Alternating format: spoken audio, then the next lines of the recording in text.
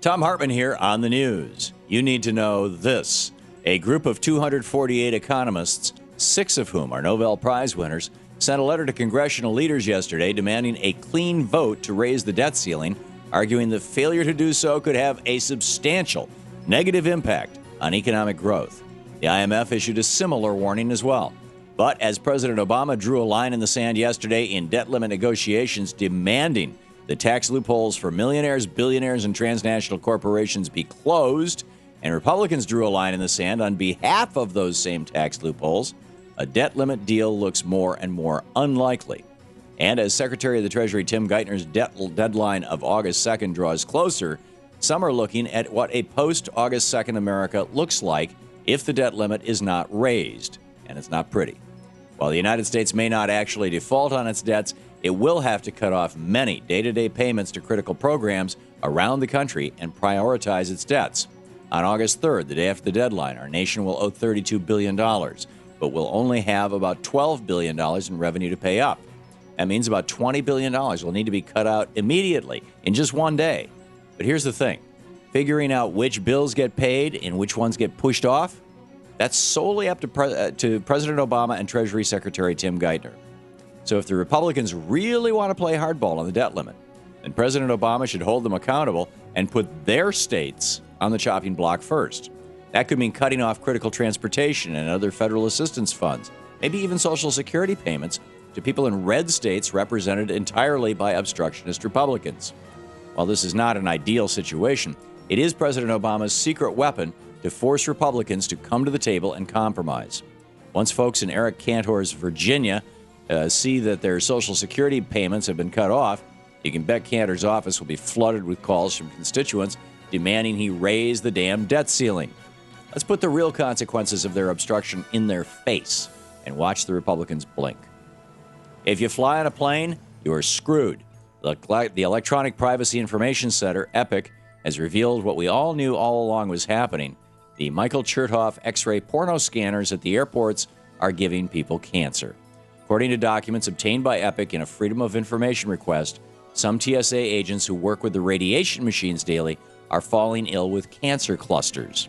The Department of Homeland Security repeatedly downplayed the risk of the machines, but sadly it appears we are being lied to by Mr. Chertoff when he sold his machines. Surprised? So is irradiating ourselves really the best way to keep our nation safe from terrorists? No. But there sure is a lot of money in the game for security contractors like former Homeland Security Chief Michael Chertoff and the company that offshores their manufacture to Malaysia. And since our government has been captured by the military security industrial complex, then expect the purchase orders for more porno cancer scanners to continue to rise and the cases of cancer to rise too. In the best of the rest of the news, Afghanistan, Iraq, Pakistan, Libya, Yemen, and now Somalia. A U.S. military official confirmed yesterday that a drone attack was launched on 2 leaders of a Somali militant group last week, bringing the total number of nations that our military is dropping bombs on to 6. There are reports that U.S. Special Forces have for some time been conducting missions in Somalia against the militant organization known as al-Shabaab that's allegedly affiliated with al-Qaeda, but last week's attacks marked the first time that drones were used and bombs were dropped, a clear indication that military efforts in that nation are escalating. Soon it'll be easier to list all the nations in the Arab world that we are not currently at war with than listing the ones that we are fighting with. Unfortunately, military misadventures are often a sign of an empire in decline. Republicans in Ohio really stepped in it. Only 3 months after Governor John Kasich and his Republican cohorts in the state legislature passed a harsh anti-union law stripping public employees of their rights to collectively bargain, over 1 million Ohioans signed a petition to repeal the new anti-union law. The group We Are Ohio needed 231,000 signatures from Ohio voters to put repeal of the Senate Bill 5 on the ballot in the November election. The group got more than 5 times that amount, turning in close to 1.3 million signatures to Ohio Secretary of State to verify their names.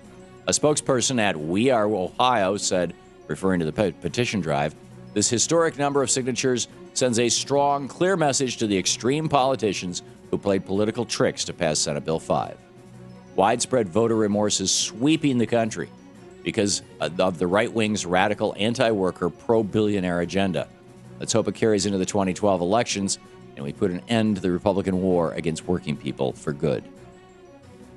A federal appeals court gave President Obama another victory in the battle over his health reform law. In a 2-1 ruling, judges argued that the individual mandate is indeed constitutional under the Commerce Clause. So far, 2 lower courts have also upheld the Affordable Care Act, whereas 2 other lower courts have ruled against it. This latest decision is the first time a federal appeals court has weighed in on the matter. Ultimately, the U.S. Supreme Court will have the final say, and considering that the wife of Justice Clarence Thomas makes her paycheck fighting for repeal of health reform, and the rest of the right-wing bloc on the high court is in the pocket of corporations and refuses to follow the judicial code of ethics and recuse itself in cases involving self-interest, it's going to be an uphill battle for health reform in America. And that's the way it is today, Thursday, June 30th, 2011. I'm Thom Hartmann on the news.